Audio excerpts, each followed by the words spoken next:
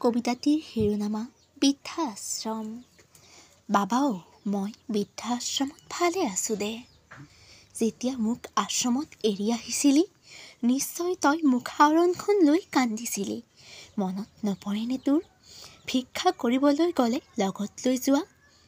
আমনি কৰিছিলি মোক মা ভাত দিয়া।